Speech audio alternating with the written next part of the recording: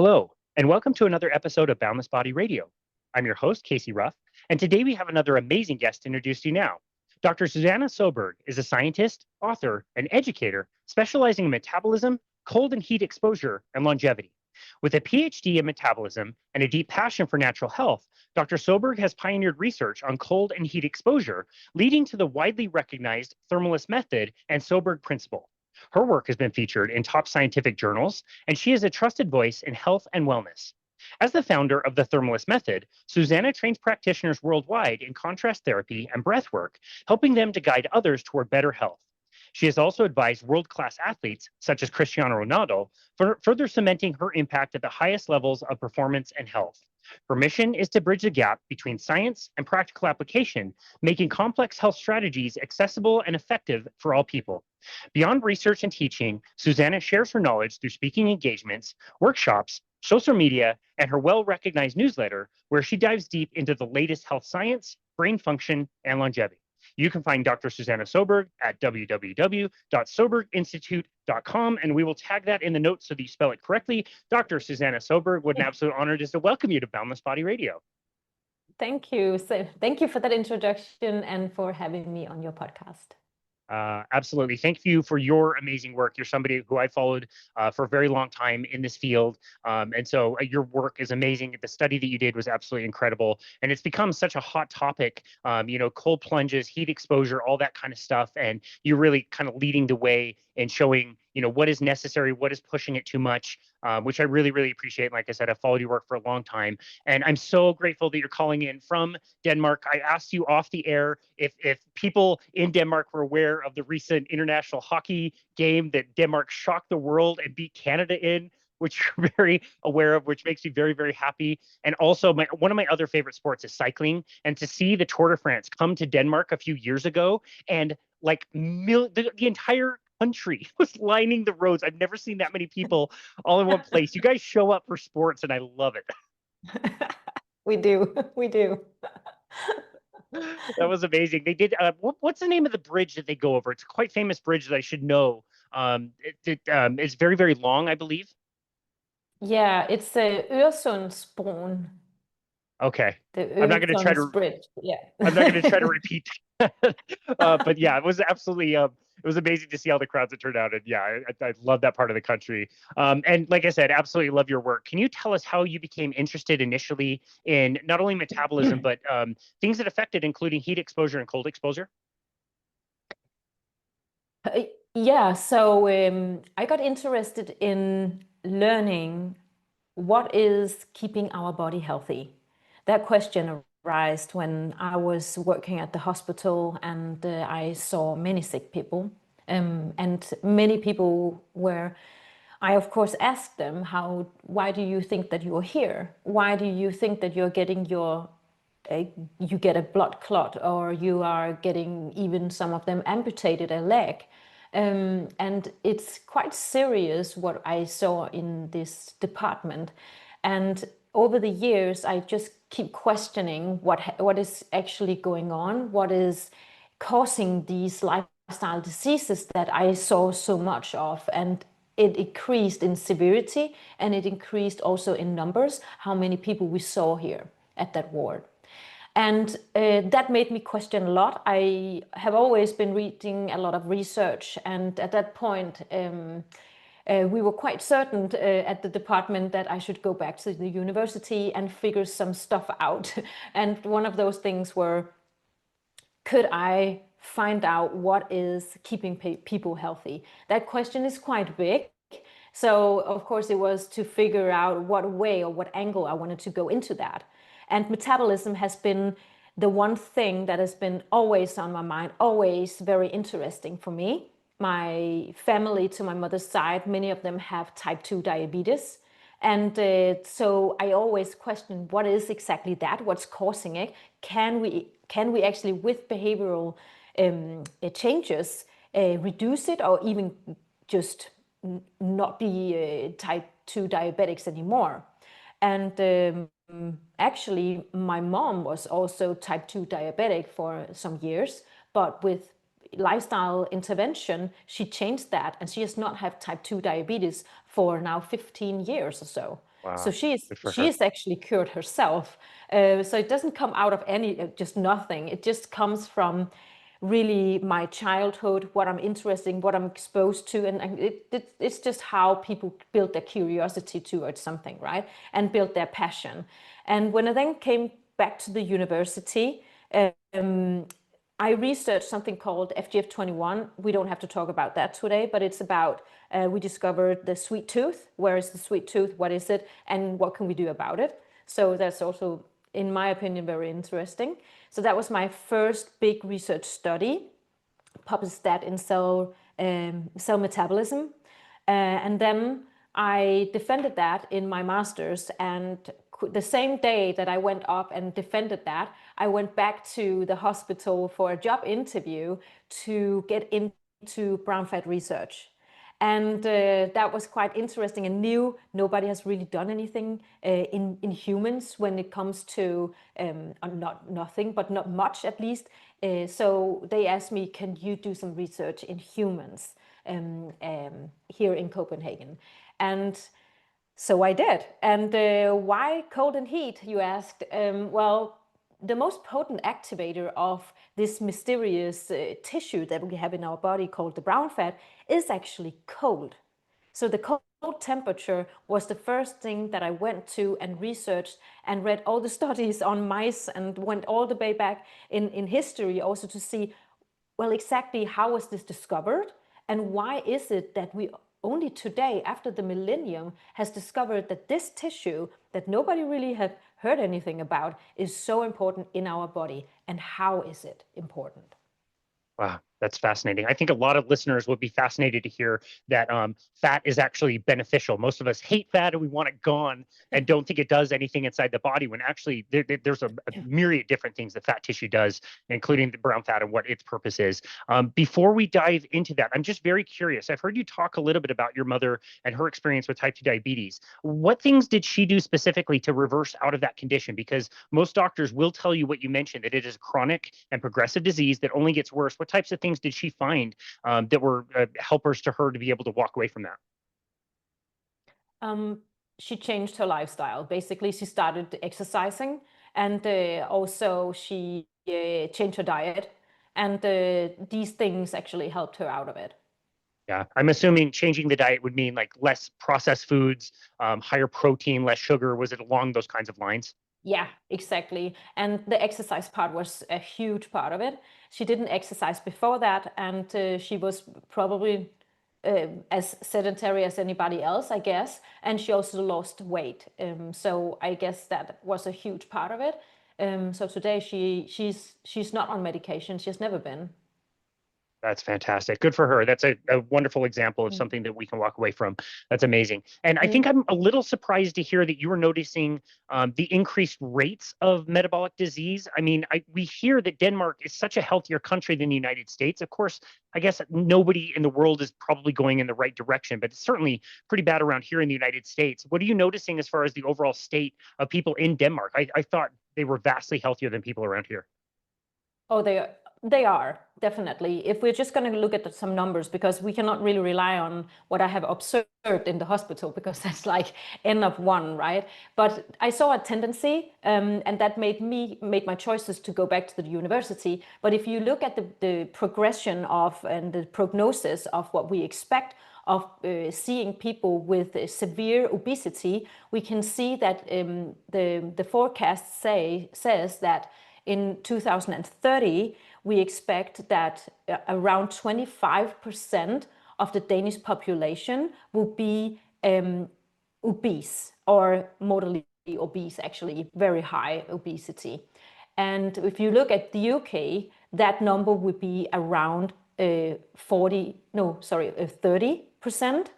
And if you look to the US, that number would be 49.9%. So half of the population would be obese. And that is quite severe. I think that's why we have to do something about this. This is like not a magic, there's no magic pill for this, right? Some say they are a magic pill and that we're going to produce more of them. But if you look at the literature around lifestyle diseases and finding out what is exactly that is changing your biology, so you will have a healthy metabolism, a healthy nervous system, then you have to go and look at what is exactly we need to do, and that is lifestyle disease, lifestyle changes. So to avoid those lifestyle diseases that often comes with obesity, that is what we want to avoid.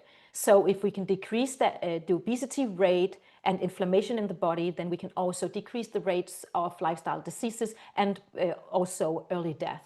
So we can all say that it's probably good to have treatments once, you know, some people would need that treatment, but we also need to prevent this from happening.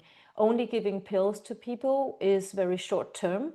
So you can only cure once it's already, the damage is already done. And it's very, very wrong that we are not forcing, you can say, or not forcing, but we're not giving people the abilities and the empowerment to really change their lifestyle. And I think this should be what we should do, because the pile of sick people is just growing and growing. And I mean, we cannot wait on the wrong side and just watch them. I think there's some ethical and morally wrong with this. So that's why I find this research so important. And it's quite a big mission, and I'm not alone in it. So that's comforting. Yeah, no, I love that. That's very well said. So yeah, those numbers are not great. It sounds like a lot better than around here, obviously, but still trending in the wrong direction. Are your country's food recommendations similar to ours? Is the government or different societies recommending like higher carbohydrate diets, like kind of like food pyramid style, or do you guys have better food recommendations than we do around here in the United States? Ours is probably not much better, but it is better though. Okay. We have different kinds of, for example, I don't think we eat that much white bread as you do in the US. We eat what is called rye bread, and I don't know if you know, but that is very brown bread. And there are scientific studies on this. If you eat this, you will feel fuller for a very much longer period of time, and you don't get those glucose spikes that you do from the white bread, because it's faster sugar change, right? If you look at the molecule, you will see from white bread, then it's clipped very much easier and faster, almost like fast sugar, right? But if you eat rye bread, you will be fuller, you will have much of fiber in that, and it will keep you, so the glucose is not, the spikes of glucose is not that high as it is with the white bread. So we have something that is just in our daily, you can say, nutrition, which is something that is super healthy for you. And rye bread being one of them. So yeah. Yeah. Gotcha. Well, you hear it all the time. People travel from here and go over there, and they maybe can't eat the bread in the United States, but they eat it in Europe, and they're just fine. They don't have celiac disease the way they might have it here, Yeah. or they do report like we had a meal and I just wasn't that hungry. I didn't need a snack. So you hear that all the time. So it's interesting to hear the different food cultures and how much better that would be for the blood sugar spiking. And you mentioned But something. the whole culture thing is actually not only the bread. It's also like we eat a lot of home cooked meals here. So it's and less processed food. So it's very rare that we actually, maybe once a week, maybe twice a month or so, we go out to eat.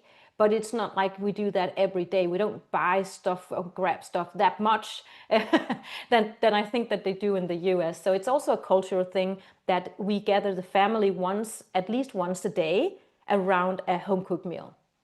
Wow.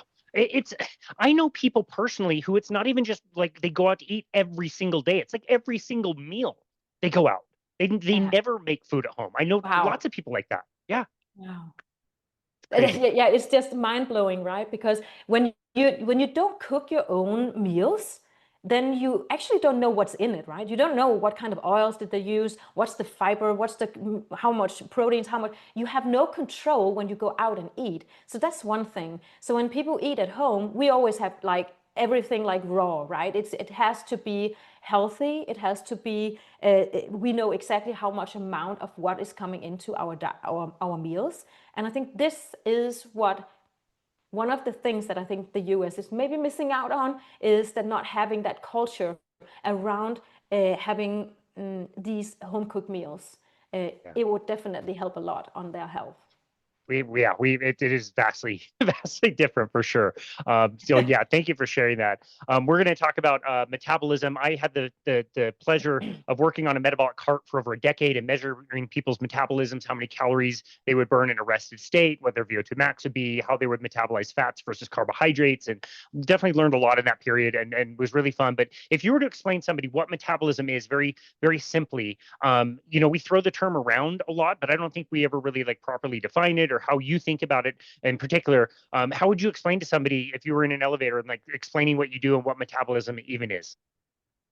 Yeah, it's a good question. And you totally nailed that, because people really don't know what is metabolism. And having a PhD in that, I realized when I go around and say that, people are like, I don't know what that is.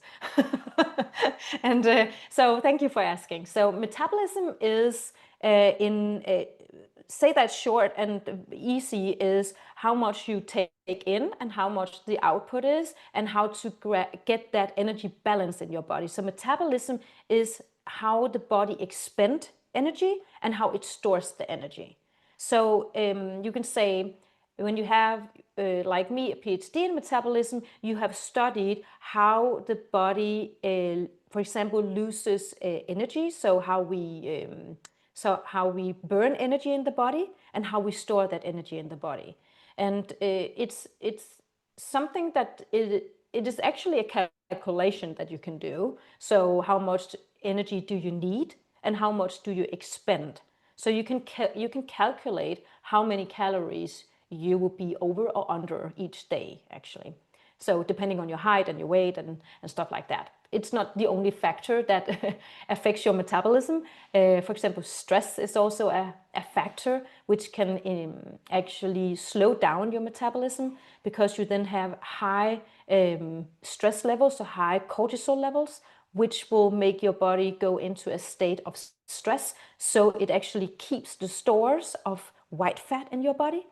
So metabolism is how you burn calories and how you store the calories. It's said like very plain, I would say.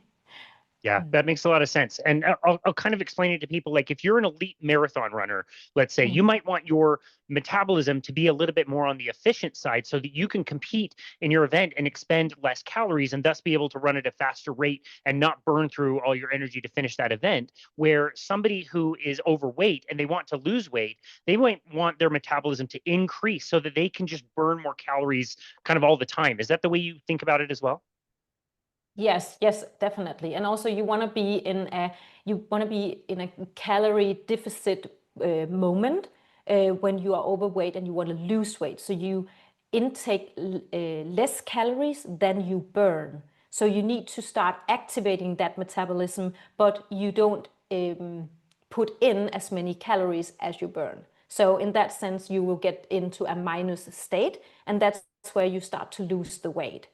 But people have to remember that it's not the only factors. As I just said, stress is actually one of the key factors for why people sometimes think it's so weird that I cannot lose weight. But that's often because they're super stressed and they have not taken care of that stress. And that's why the weight is not going down. So that's why I have studied metabolism and how that is connected to the nervous system. And I found out that it's so related. So if you want to lose weight, you gotta you have to have your stress level leveled out, you can say. Yeah. Yeah.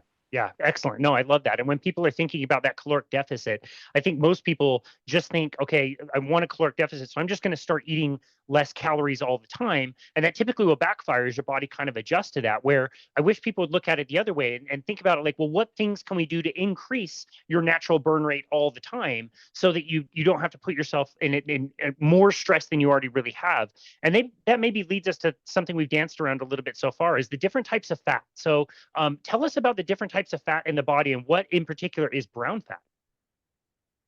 Yeah, so we have two kinds of or fat in our bodies. So we have the white fat, which people know from being the bad fat. We want to get rid of that. It's placed around our it's on our thighs, on our bottom and our stomach, and we want to get rid of that, right? As much as possible. We still need some, of course, otherwise we won't survive. It's our storage when we are in stress, you can say. Then we have, and that stores the energy in the body. So then we also have the brown fat, which is the good fat which burns the calories in our body. So it's quite opposite the white fat. So the brown fat burns calories and the white fat stores the calories. And the brown fat, when that is activated, can actually burn the white fat. So in that sense, they are definitely not the same, but they are in types still fat stores in our body. But the brown fat actually looks more like a muscle fiber. If you look it under the microscope, then you would see that it is more brown-ish in the color, just like muscle fibers or muscle cell, and it has more mitochondria in the cell.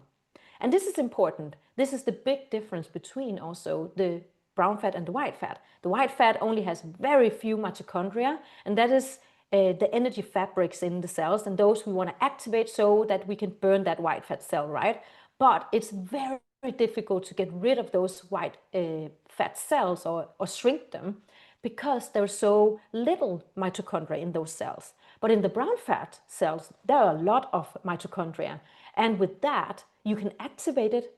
And there's a certain way to do that. And one potent way to do that, most potent way to do that, is with cold temperature. And we can get back to that, why that is and stuff like that. But the white fat cell can actually be burned by the brown fat cell. Fascinating. Yeah, that's so interesting.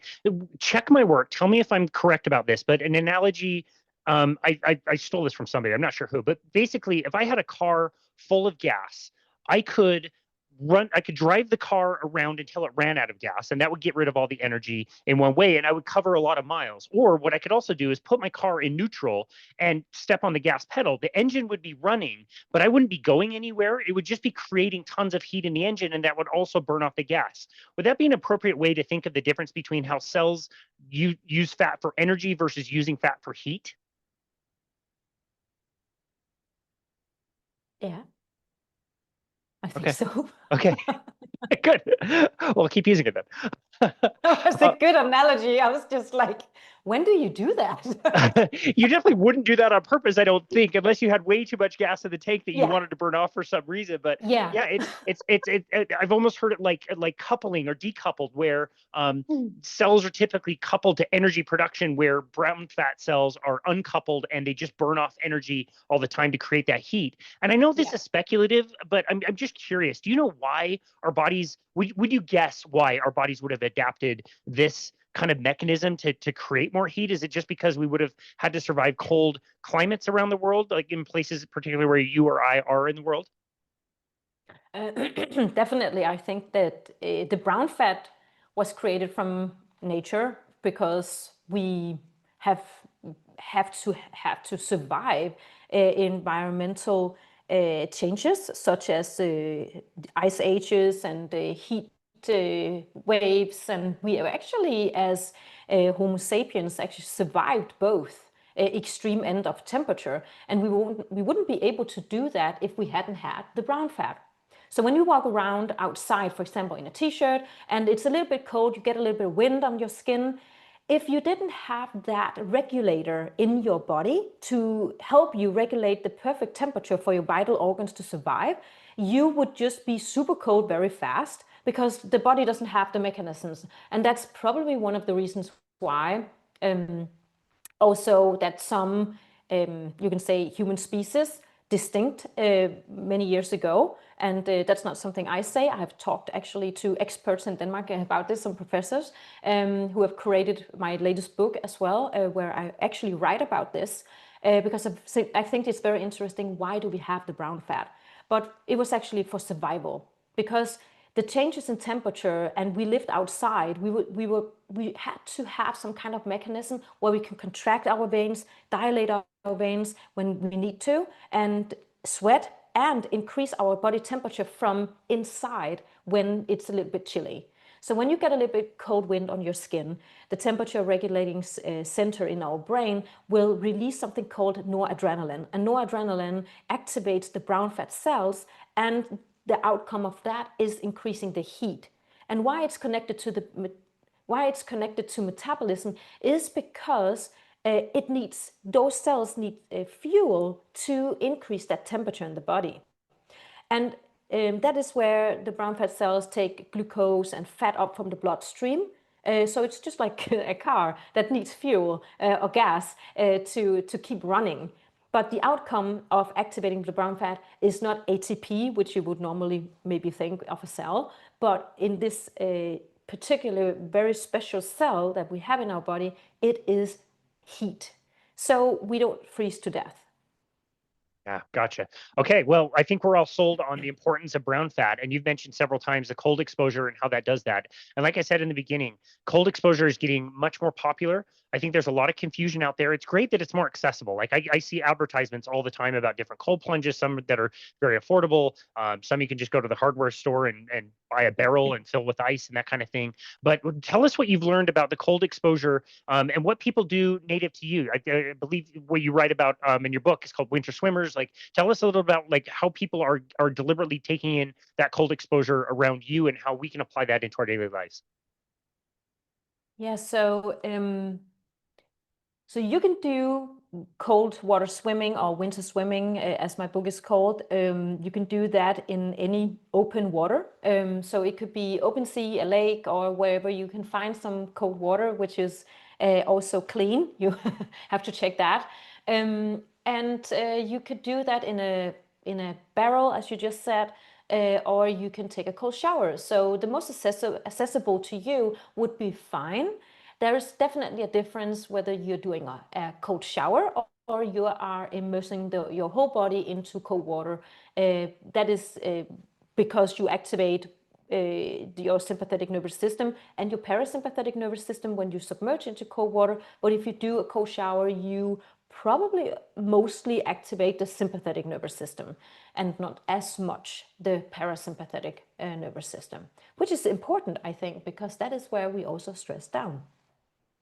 Yeah, well, the thing I love about your work is most of us are thinking that if some is good, more is better. If I can get into a cold plunge at 50 degrees, it's going to be much better if I do 40 degrees. But what your work kind of does is shows us like what a minimal effective dosage is, and it helps make things a lot more accessible. Like a lot of people will say, like a cold shower is not going to do anything. It's not nearly as effective. And where that might be true, it still can be effective. So what have you learned through your research about how little cold exposure somebody needs, or the minutes they need based on your study, or the temperatures that people need to do? A lot of people that I know don't try this because they think they have to be in extremely cold temperatures for a really, really long time to generate that benefit. Yeah, they don't have to. They don't have to. I mean, cold temperatures are already at 15 degrees Celsius and below. And I don't know what that is in Fahrenheit. I think it's around 76 or something Fahrenheit. Sounds about right. Cold temperatures are not that cold. If you want to have the benefits, you can start there, and then you can maybe decrease the temperatures a bit. That's completely fine. But then you can also decrease the minutes that you are in. So it's quite like a dose-response relationship that you can look into and try it out. If you're new to this though, then you should definitely not go for the coldest temperatures. Start at these 15 degrees Celsius, and then you can lower the temperatures as you adapt to it. You don't have to stay there for much more than a few minutes. That is enough, because you don't get health benefits from cooling your inner organs. You only have to activate those cold receptors in the body, and those are placed on your skin. So you don't have to sit that long. And if you can breathe through the cold shock response, well, that's exactly what you want to do, and then you've had enough. So the thing you said about how long you should be in the water, well, a few minutes is actually enough.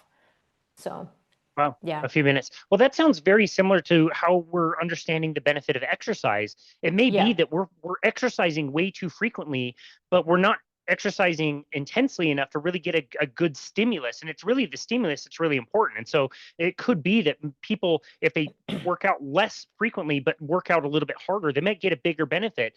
Doing an intense workout a few days a week might be more beneficial than trying to work out for 45 minutes every single day, or arguably depending on what they're doing. It sounds like that the same thing is kind of true with cold exposure. A few minutes cold enough to make that it's cold, and just a few times a week. Is that correct? Just maybe 3 or 4 days a week? Yeah, so I based you can say the protocol in my research around the philosophy of and the research around hormetic stress.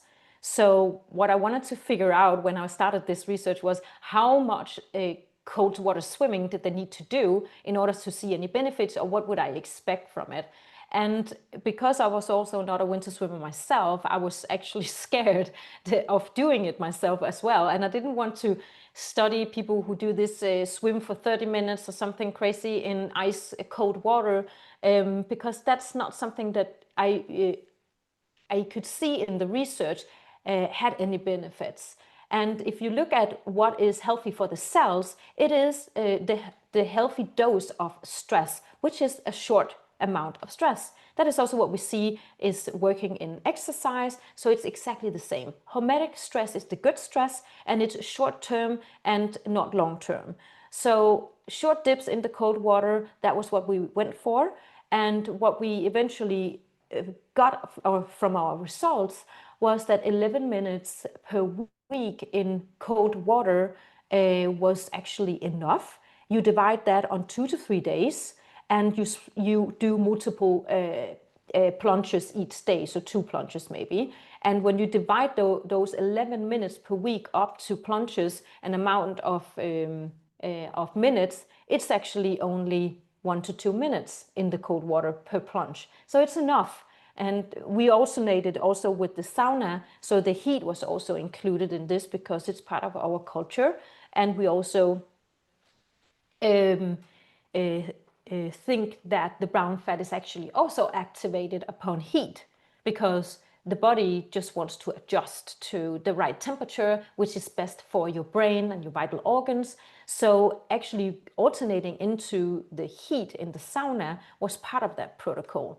So I designed that based on a lot of field studies and stuff like that. I had to go out and watch what people actually do here. And what we found in our results from our winter swimmers was that 57 minutes of sauna per week, again, divided on 2 to 3 days, and with 2 sauna visits per day, that corresponded only to 10 to 15 minutes in sauna each session, you can say. So it's not that long, and it doesn't have to be that long. It's enough to activate those heat shock proteins in the cells, which is repairing the cells, the enzymes and the proteins, and get rid of all those that don't work anymore. And that is keeping the cells strong, healthy, and young. So it's actually enough, and the science around it actually backs it up. So that was what I found fascinating about that. That is so fascinating, and it's really approachable in that way. People don't need to be intimidated by this; they can access it. And I love how applicable you make that, or practical you make that. And just to reiterate, there is a point of diminishing returns, right? There's some point where, again, we're all thinking like some is good, more is better. If I do 4 days a week, it's not as good as doing 5 days a week or 6 days a week. There is a drop off point where it's really not going to continue to benefit you, at least to the same degree. It's going to diminish and probably drop off, and at some point, obviously, it's going to get harmful if you do way too much. But that 11 minutes is enough to get the response. And again, doing more is not necessarily linearly better. No, not linearly. I mean, how much is too much? That's also a good question. And I think more research on this would be interesting to see what actually happens. And a long-term or longevity, not longevity, a long-term study where we follow a group of winter swimmers doing this, and also looking at how many minutes they are in the cold water. That would be interesting on any of the more hardcore outcomes, just like we have the Finnish sauna cohort. This would be interesting too. That would be. We don't really know when too much is too much, But what we can see is then you look at how long time does it take for the body to decrease the temperature in your skin. It only takes a few minutes to get those 2 centimeters of cooling of your skin. And as we don't have any receptors further into your tissue, then it means that we don't really get any health benefits out of that. So with that said, it doesn't really make much sense to actually do more research where it says, well, let's go extreme and see what happens if people do 10 minutes or something like that, because there's actually nothing happening there. You're just pushing your cardiovascular system, just pushing your heart, and you don't want to overdo that because it's also just stress. Like I said before, there's good stress, there's bad stress, and you don't want to make that a chronic thing. So that's why I kept it to the hormetic stress, the good stress, very short term. And that's also where we saw in my results that it actually boosted the brown fat, boosted it in that sense that it was faster at activation, it was faster at at clearing the glucose from the bloodstream, and I find that very fascinating, and also increased the insulin sensitivity. This is something that everybody wants to put in a pill, right? This is something that these are results that we would love to just swallow in a pill if we just could do that. But this is something where you don't have to take anything. This is natural. This is just behavior. This is something you can go out and do and see results after just a few months. And I find that so fascinating that we already have the cure. It's just going out there and just do it. I mean, back to my mom, just do it. She didn't have anyone telling her what to do. She knew. She's also not stupid, I want to say that. She knew what to do. She knew she had to change her lifestyle. She not want to take the pills. So she was like, I'm not going to do that because I want to have a long life and I want to have a long and healthy life. So changing her lifestyle is the key. Changing the lifestyle to keep yourself healthy and lower that inflammation, that is something that people should do instead of taking pills. That's incredible. Yeah, that's something I've learned from your work. The insulin sensitivity thing, it was something I was not aware of, and what an amazing benefit. We talk about the activation of brown fat. We can talk about how much that is actually boosting your metabolic rate every single day. But you also hear, like you said, like you talk about, the insulin sensitivity increases, the inflammation goes down. I used to use it after cycling races, and I would recover faster, like felt really good. But people also use it for mental benefits. What have you learned about cold plunging and what people are talking about as far as like psychiatric issues? It seems to really help with things like anxiety and depression. Is that something you've observed as well? I haven't researched that, but I have seen there's a case study where we see that this girl who just recently became a mom, and then she didn't want to take all her pills because she wanted to get off all these pills because it made her feel foggy, and that's not nice, right? You want to feel something when you're living. So and these pills can make you feel almost nothing. You become almost numb. So and with an intervention of, I think it was 3 or 4 months, she started actually to feel that good that she can get off her medication. And I feel that is so amazing, that only from going out in nature, swimming in a lake, and getting, exposure to the sun, natural sun, and getting outside, I think that is just what you need to do. There are so many mental states that you can change just by going out and do something physical. So these tools that we are talking about here, you should look at them as tools in your life to change your mental state. So if you're in a bad mood, and this is one of my observations as well, I've named it. So when you go into the cold water, you are not able to keep the same, let's just say, bad mental state that you were in the water. It's not possible, because the body goes totally into a state where it wants to save you because it thinks you're going to die. So it keeps you in the present, in the now, and I call that Control-Alt-Delete effect, because it deletes all your negative thoughts, all your worries, all you're thinking about in the past, or what you worry about in the future. It brings you totally in the present, and it deletes everything you are worried about. And then what happens in the water is that you increase noradrenaline, and you between 2.5 to up to 5 times. So it's really in that range. It varies between people. And also dopamine. So you will have that energy, you will have activation of the brown fat, you will have that increase in your drive and motivation when you have that dopamine kick as well. And that gives you exactly a new state of mind when you get out of the water. So whatever worried you or whatever you are thinking about, it is not possible to think about it in exactly the same way as you just did before you went into the cold water. So it actually changes your biochemistry in your brain, and your worries don't go away, of course, but the way you think about them, you might be able to stabilize it by frequently going into the cold water. And I'm not saying every day is necessary. I think recovery day is a good day also. So it actually is probably something that you can keep on a steady state level if you keep doing it. So it's just like any other like exercise. You have to keep going. You have to do it frequently in order for the body to keep remembering that you have to stay strong. And I think that is why the research that has come out, I think there's actually a study also from Denmark where they have looked into people who have depression and anxiety and seen also good results in that. So I think there are studies coming out, and more will come, where they look into other mental diseases, I think. That's incredible. Wow, that's amazing. That presence is so, yeah, underappreciated. So I really, really do appreciate that. You mentioned something that I also love, which is a sauna. One of my clients had a sauna and wasn't using it and gave it to us 3 years ago. And I go into the sauna every single evening, and I swear my sleep is so much better. I really miss it when I have to travel and I don't get to get into that sauna. Can you tell us what the benefits are of the heat exposure as well as the cold exposure and how those things kind of complement each other? Yeah, so there are so many health benefits from the sauna. And I think actually now get ready, because this is actually amazing.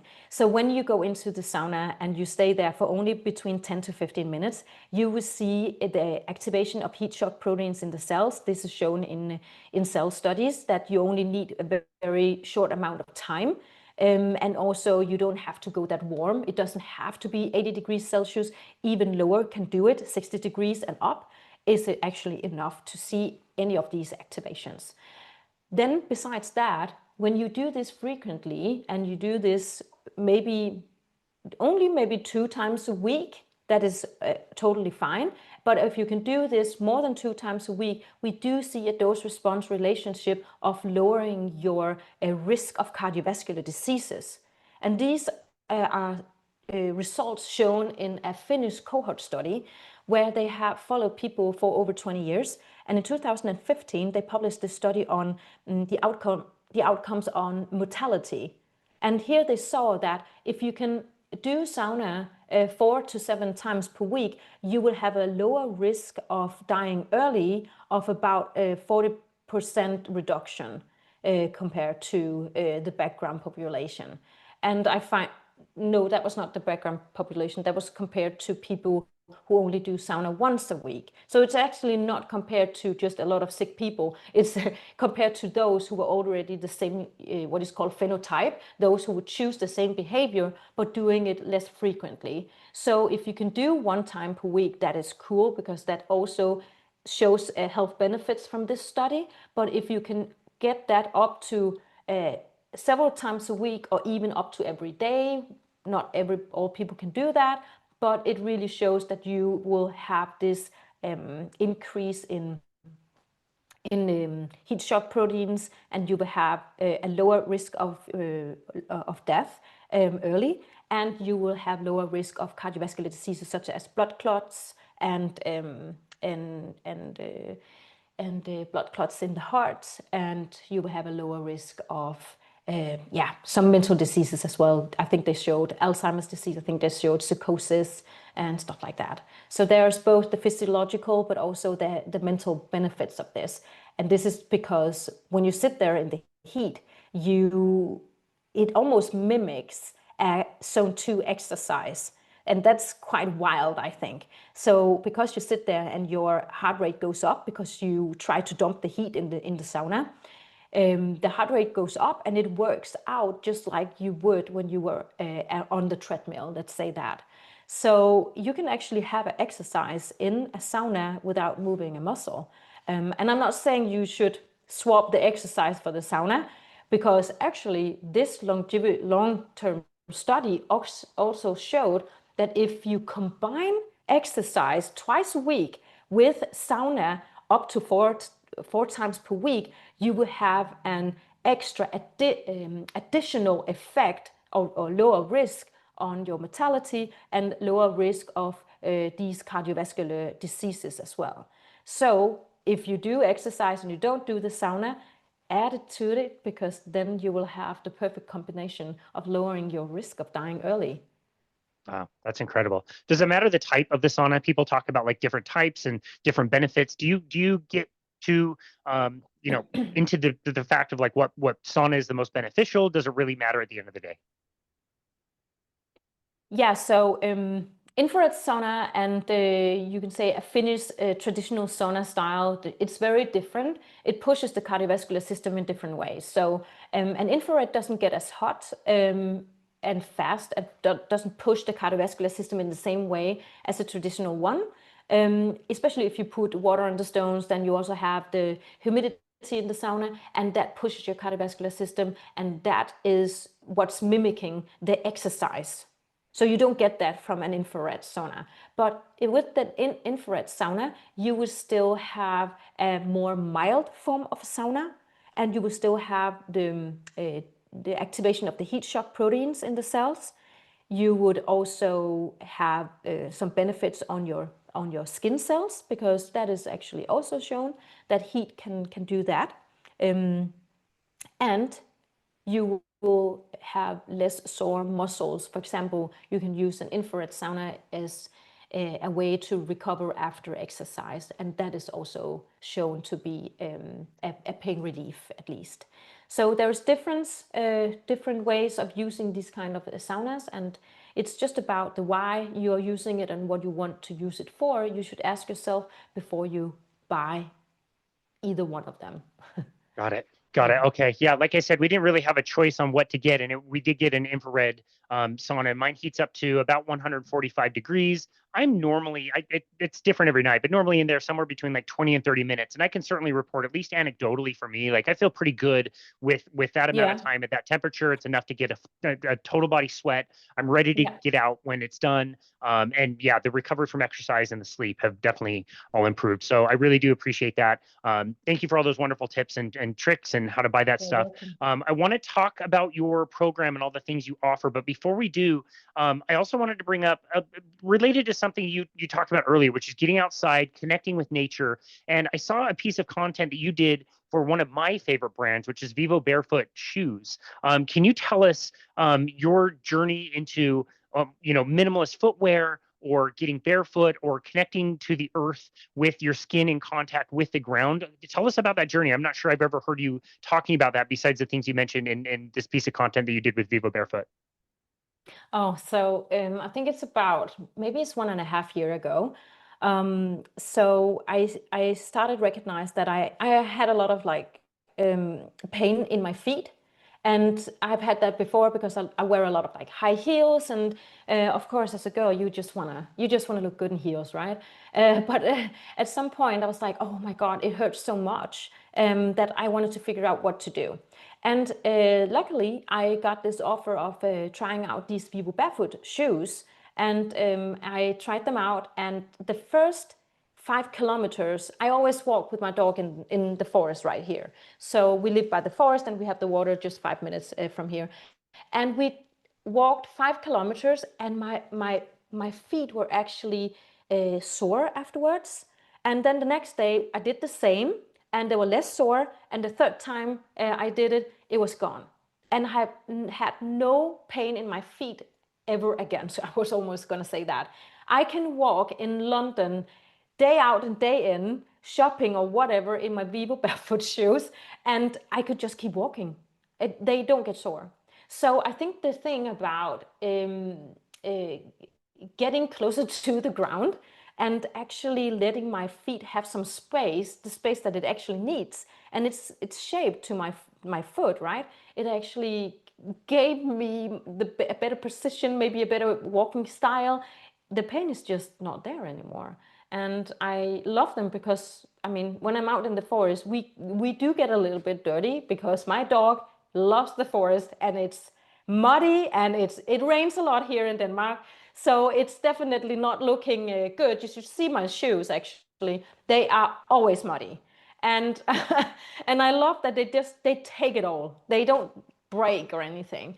So yeah, and I'm a lot out in nature all the time. When I'm not sitting here, I'm in nature. I'm walking all the time, hiking and running, and yeah. And I have a dog which is also very fond of the forest. So, and on my whole family, So we walk the every dogs will day. make you be So active. Yeah, the dogs will make you be active for so sure.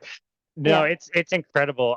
And yeah, I made the mistake of ordering the last pair of Vivos that I ordered were white ones, which basically as soon as I opened the box, they were dirty, but they looked so cool before they got dirty. It's just like immediately they're dirty. But the difference, I really have a tough time explaining this to people and conveying the feel. Like when you get connected to the ground, when your toes spread, when you feel the ground. Like I used to roll my ankles all the time. I haven't rolled my ankle at all since wearing minimalist footwear. You feel everything and your body adjusts. And like when you lose that feeling, you have no idea what you're missing. I was just working with somebody who used to have, it's a little better now since she cleaned up her diet, but she used to have plantar fasciitis, but she still wears those like marshmallow thick shoes. And she thinks she's doing it Mm, because it's cushioning everything. And I'm trying to convince mm, her, like, no, you want to have as flat and as least amount of cushion in your sole so that your foot can actually get stronger. You can retrain your toes. And if nothing else, walk around your yard, walk around your house, walk around outside barefoot, and just try mm. to build that connection. It's amazing what it's like to get it back. I would never go back to a traditional shoe at this point, ever. No, no, no. I mean, and I just had this a screening of my feet, actually. I went to London and I was going to give a talk there. And then they invited me to come to the Vivo Barefoot store in London. And they scanned my feet and made a pair of sandals for me, which are totally shaped to my foot, personalized Oh, to wow. my foot. And yeah, we just did a campaign about that. But these sandals, when I got them and I walked around with them in Copenhagen, I mean, I've never had shoes that were just like almost like glued to my foot, and I didn't have to like cramp the toes to walk in these sandals. Didn't have to. It was just Wow. fitted my foot. So I'm just surprised that you can do this today. I think technology is helping us a lot in this sense of keeping ourselves healthy, and even using these kind of new technology to give us a better connection. I mean, with the ground, or using that to make a better footwear. I think that we should use even more technology to help ourselves keep ourselves healthy, and change our behavior. Because if you have a good foot health, then you are also more motivated to go out and do a longer walk, right? So it's about optimizing everything you have. If you have bad shoes, you don't walk. So it's like just connected. Everything is connected. Yeah, I love that. And look, our modern lives are what they are. And like all of these things we talked about, like you mentioned earlier, they're I don't like the word biohacks, but they help they help restore some of these practices that would have been built into our lives anyway. We would have walked in a minimal Mm-hmm. footwear or no footwear. We would have gotten sun exposure. We would have gotten heat and cold and all of these things we're talking about. And yeah, Yeah. in today's day and age, people have to live inside and they're in climate controlled environments all the time and maybe only getting sunlight through a window. So some of these things are really good to bring back in. And so I love the idea of using technology to get that back in. But it's ironic that it's just, if you could just go outside, you get all this stuff for free anyway. And yeah, that makes me curious Yes. to ask you about your program. Tell me some of the things that you offer. There's so many different ways that you're helping people. You're creating lots of content. You're doing podcasts like ours. You wrote the book. You've got the program. Tell us about how you are helping people and the ways you can work with people. Yeah, I try to make my work and the way my philosophy more accessible to people. So the one thing is, as you said, showing the content online, and I do a lot of that on Instagram and some also on YouTube. But as the requests from, you can say, people who wants to go and train other people doing this, they ask for knowledge, they ask for education, they ask for a program. So I made that actually, I think it's 1.5 years, almost 2 years ago. I started that program, and today we have like a almost plug and play method that I give to instructors. Our instructors, of course, they come and get my education. We meet in Sweden, I train them, I test them, and then they can go back to their facility, and then they give them their clients this method where they totally teach them how to stress up to stress down. It's very designed by me, and this is my, you can say, my answer to, or gift, you can say a little bit of a gift that I can give to people, which is not, you can say, diluted by other people's thinking of how you should do it longer or more or whatever. It is a little bit of my ideas that is getting out there. So the method is really designed to instructors and for them to go out and practice something that I have designed myself. Amazing. Yeah, just to think about the impact you have around the world by doing that, by teaching other instructors how to help their people. It is incredible to think the impact that you're making. And I would call it a gift. You absolutely have a gift to not only study this, but also I didn't mean it as a gift. I agree. I think it's a great way to say it. I would call it a gift. And again, it's one thing to know this kind of stuff, and it's one thing to do the study, but if people don't hear about it, they don't know about it, if it's not communicated in a way that's effective and approachable and reachable and practical, they're not going to get that information. And so, not only are you doing all the research and writing the books, but you're getting it out there to people in a way that really helps and is making a tremendous impact. So, yeah, Dr. Søberg, this has been an amazing conversation, one I've looked forward to a very, very long time. Thank you so very much for taking the time to be on our show. We know you're very, very busy. But for now, where can people go to find you and connect with you and your work? So yeah, people can find me on Instagram or any other social media platform, X and YouTube, Facebook, and they can go to my website on soberginstitute.com. Excellent. We will be sure to link all of that in the show notes. And like I said, this has been a wonderful conversation. We really, really appreciate your time and appreciate making this information available for everybody. So thank you so very much. So excited to see what you have in the pipeline and where your research is going to take you next. We'll be following along for sure. But for now, hopefully you can get back out into the forest and enjoy the rest of your evening. And thank you so very much for everything you do. And thank you for taking time to be on our show today. We really appreciate you. Thank you so much for having me. Thank you. It was an honor. And this has been another episode of Boundless Body Radio.